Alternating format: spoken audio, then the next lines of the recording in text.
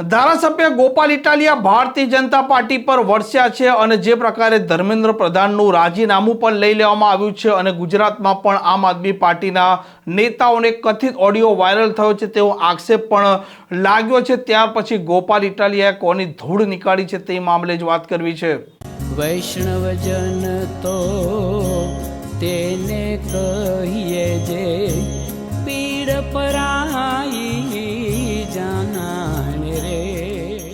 નમસ્કાર, આપ જોઈ રહ્યા છો નવજીવન ન્યૂઝ અને હું છું આપની સાથે તોફિક ગાંચી। જે પ્રકારે દિલ્હીમાં જંતર મંતર પર આ જૈન જે આંદોલન કરી રહ્યા હતા, શિક્ષણ પ્રધાનનું અંતે રાજીનામું મોદી સરકારે લેવું પડ્યું ને ત્યાર પછી દિલ્હીથી ગોપાલ ઇટાલિયા છે તે ધૂળ નીકાળે છે। જે પ્રકારે આ ભારતીય જનતા પાર્ટીએ પાછી પાની કરી તેની સાથે ગુજરાતમાં પણ આમ આદમી પાર્ટીના નેતાઓનો કથિત ઓડિયો વાયરલ થયો છે તેવો આક્ષેપ સામે આવ્યો છે અને ત્યાર પછી ગોપાલ ઇટાલિયાએ શું કહ્યું છે અને કોને સંભળાવ્યું છે તે પણ સાંભળો।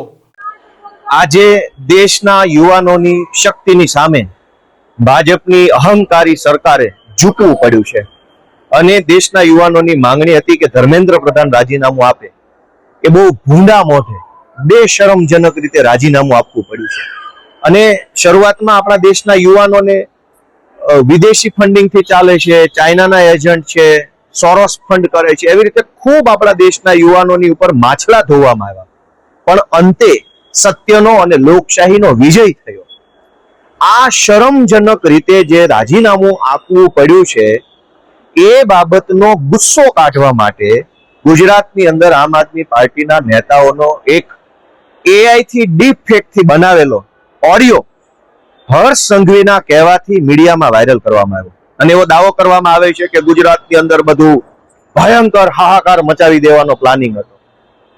વાસ્તવિક રીતે તો આ હતાશ થયેલા, અંદરથી ભાંગી પડેલા, નિરાશ થયેલા ભાજપ વાળાનો આક્રોશ બતાવે છે કે અમારા આમ આદમી પાર્ટીના આગેવાનો અંગે એક નકલી 57 સેકન્ડનો AI વિડીયો બનાવી અને ખોટી રીતે લોકોને ગુમરાહ કરવામાં આવે છે।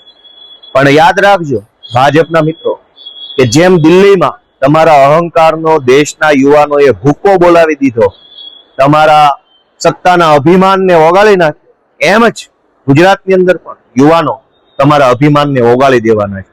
આ નકલી વિડીયો ઓડિયો બનાવનારા અને નકલી ઓડિયો સર્ક્યુલેટ કરનારાના અભિમાનને, એના અહંકારને ગુજરાતના યુવાનો જનતાઓ તોડશે। આજે સ્પષ્ટ હતાશા દેખાય છે ભાજપના લોકોમાં કે જેવું દિલ્હીમાં ધર્મેન્દ્ર પ્રધાને રાજીનામું આપ્યું અને આખા દેશમાં ઉત્સવનો માહોલ થયો, હજારો યુવાનો ખુશ થયા, ત્યારે ગુજરાતમાં એક પ્રોપેગેન્ડા ષડયંત્રના ભાગરૂપે બધા ટીવીમાં અચાનક હાય તોબા ચાલુ થઈ ગયું। આ AI જનરેટેડ ઓડિયો બનાવી અને અમારા આમ આદમી પાર્ટીના યુવાનોના આગેવાનોને જે બદનામ કરવાની કોશિશ થઈ રહી છે એની સામે અમારો પ્રચંડ વિરોધ છે અને આવનારા દિવસોમાં લીગલ એક્શનથી લઈ જે કંઈ પણ કરવું પડે એ કાર્યક્રમો કરવામાં આવશે।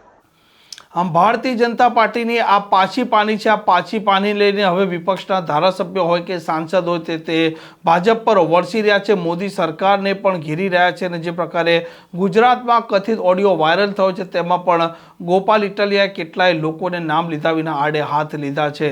આ પ્રકારના સમાચાર માટે નવજીવન ન્યૂઝ ચેનલ સાથે જોડાયેલા રહો। નમસ્કાર।